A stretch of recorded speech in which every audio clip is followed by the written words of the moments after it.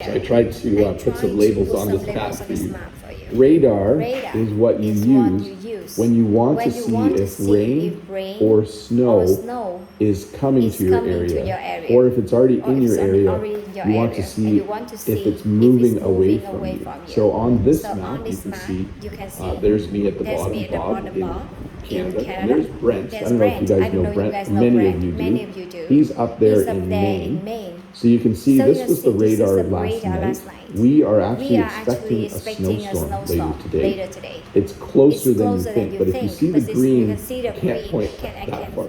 If you see the green way over there, that is some snow slowly moving to our area. So radar, you can go on the internet and you can pull up the radar and you can see what the weather is doing and kind of get a sense of where the rain is moving. So if you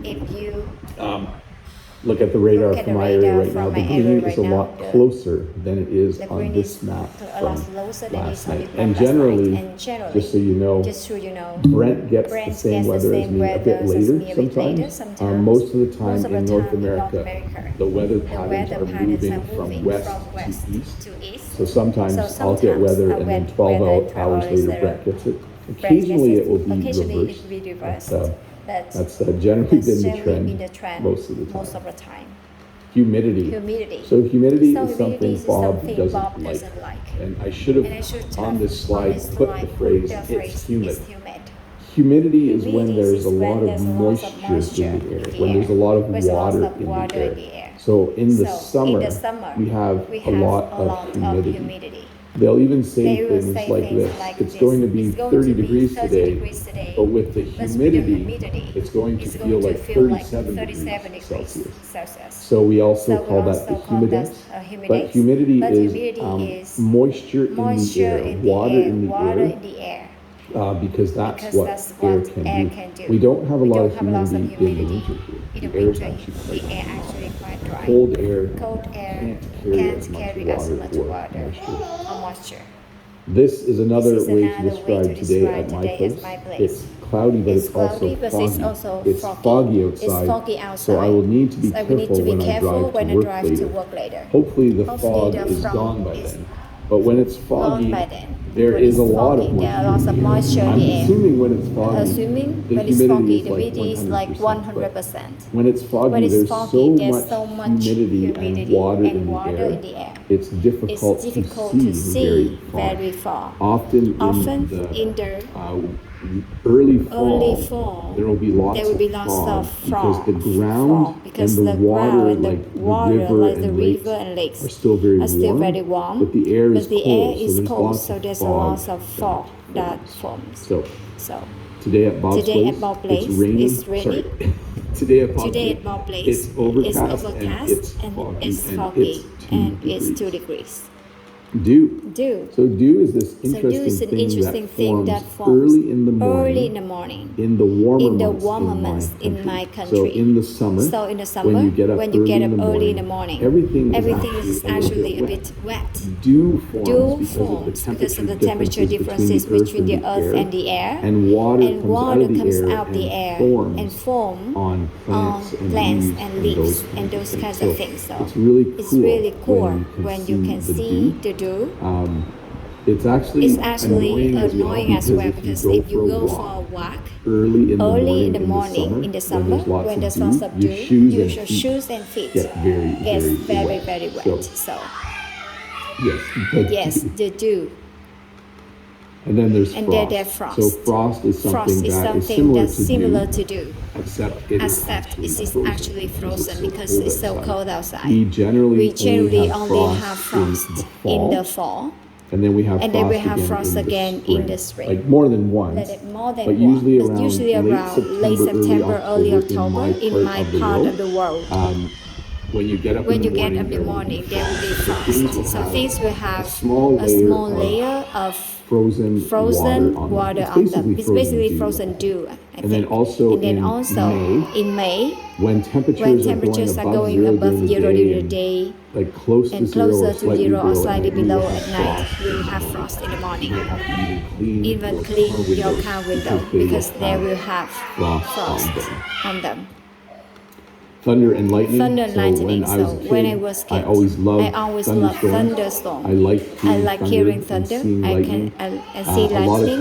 A lot of times we try to guess how far away a storm was. If we saw lightning, we would count like 1001, 1002. And then when we heard the thunder, we would say, the storm is 2 kilometers away.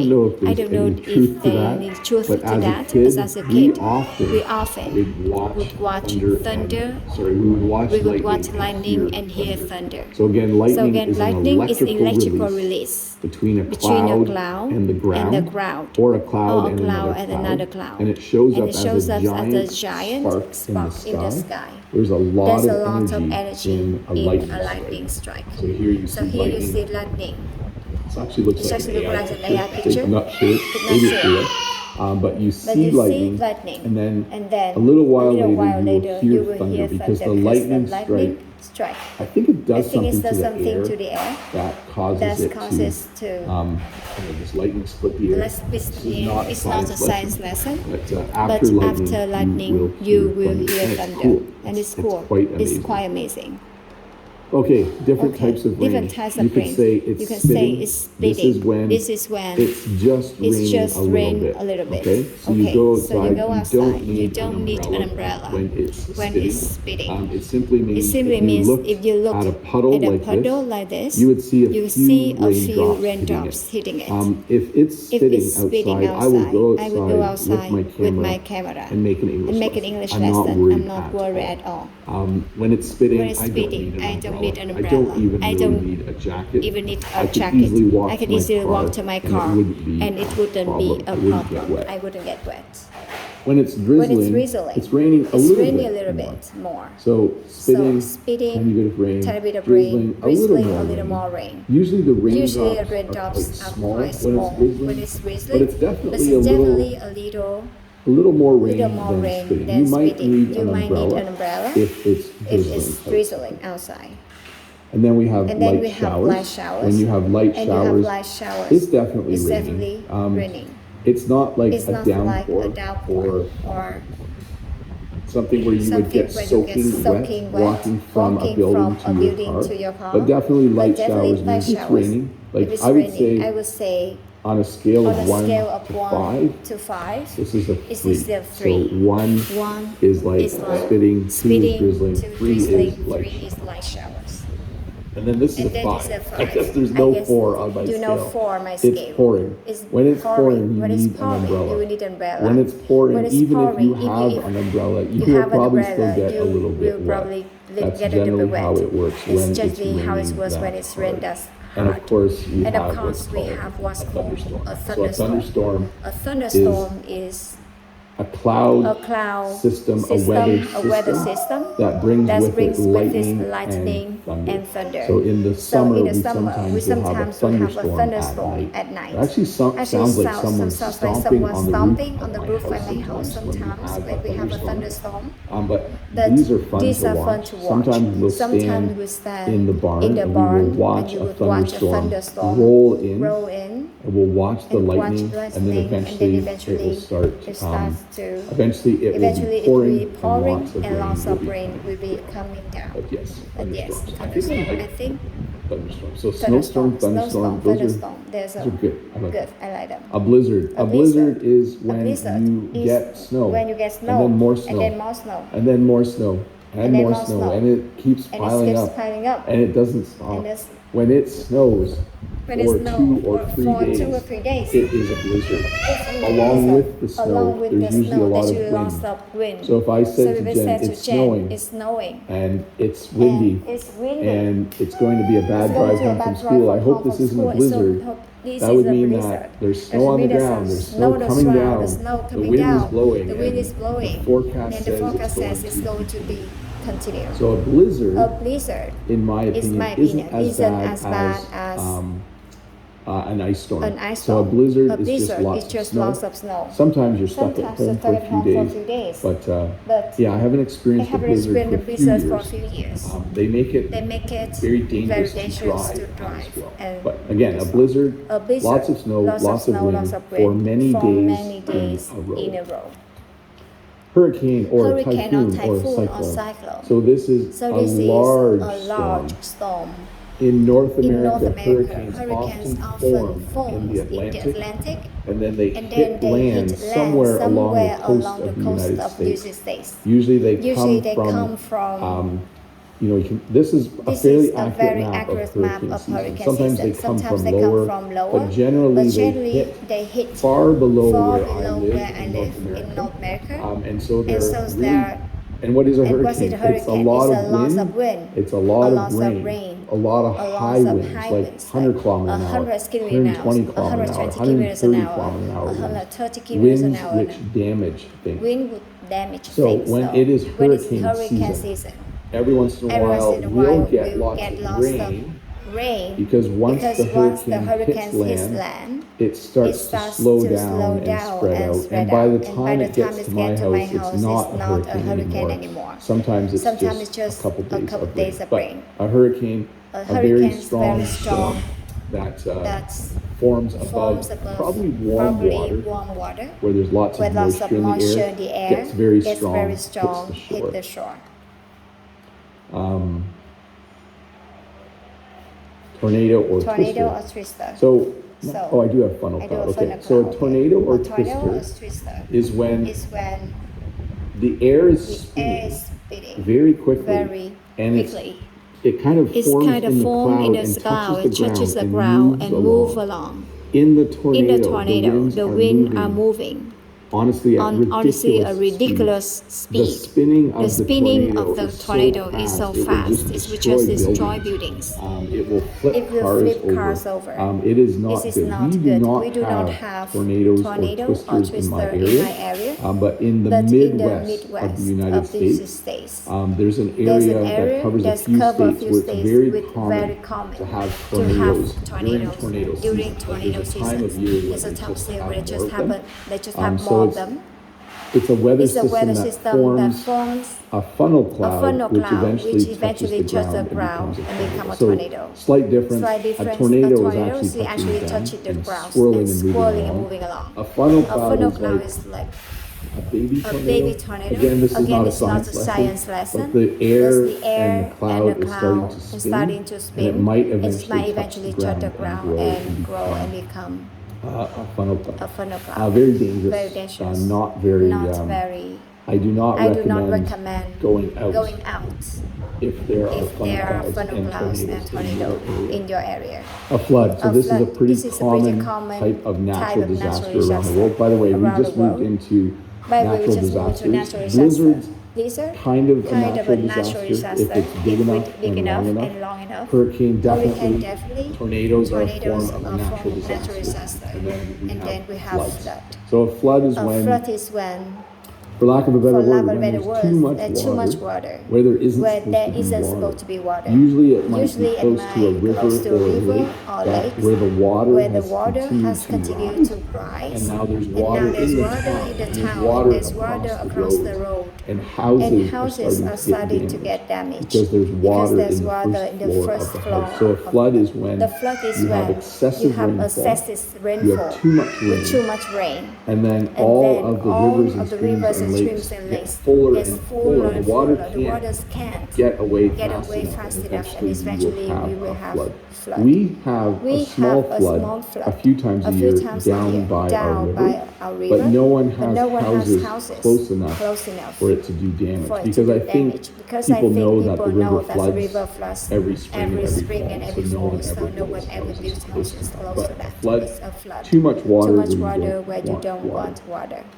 An earthquake is when so the earth is made of plates So there are different huge huge that sections can move. that can move. And when those And when sections, those sections move, move, all of us little people living on top feel the earth shaking. shaking. I have experienced I have two earthquakes here in my life. We do have earthquakes, We do have earthquake. but all you But really all you feel really is feel is for a couple of for a couple seconds of you're like seconds you you're just like feel you off just feel balance off a little balance bit. a little bit. Nothing started Nothing shaking started or shaking anything or like that the anything like last time that we had last an time we have an earthquake. earthquake. But we do have them, When we do have and they're just very, and it's very just minor. very, In very some minor. parts of the In some world, parts of the world, they'll say that, the earthquake was a certain number on the Richter scale, and it did damage, and things, buildings fell over, and other things. But an earthquake, plates of the earth moving, causing again all of us little people and all our little buildings, like if this is the earth, we're here, and then it's just yeah. The earth is angry. That's what I say when there is an earthquake. Tsunami. So a tsunami is when you have a large wave from the ocean hit the shore because there was an earthquake somewhere else in the ocean. So it caused the water to start to move. And that movement of the water comes as a giant wave. So tsunamis often happen. Well, not often, but the last ones have been in the Pacific. We know there was a tsunami that hit Japan years ago. But it is just highly destructive because the wave is much bigger than what people are used to. When you live on the ocean, there are small waves. It's normal. When there's a tsunami, the wave is 5, 10, 20 times bigger than normal and very destructive. And you don't say the T. This is an English lesson. A tsunami. A volcanic eruption. So when a volcano erupts, it means that hot magma and lava from the center of the earth comes to the surface, and it just kind of explodes and spreads everywhere. Volcanic eruption. The last one I think in Hawaii was very destructive. And there was lava flowing. Well, there was definitely lava flowing. I don't know all the details of what exactly was happening on the geothermal level. But a volcanic eruption can be very destructive as well. The Earth is a big place, and when the Earth starts to shake, and when the Earth starts to form tsunamis and when volcanoes erupt, it's very dangerous for so lots of lava will come out, which is molten rock that can flow, and it will destroy things. And then, of course, forest fire or wildfire. I put this lesson together a few weeks ago when I was reading about the wildfires in Los Angeles. And I thought I should do a lesson on weather and natural disasters. I didn't want to do it right in that time because when people are experiencing it, it's very sensitive to talk about it. But yeah, they had wildfires. So the difference between a wildfire and a forest fire. A forest fire is a kind of wildfire. I guess wildfire is a general term for a fire that is out of control. A fire that's out of control, burning.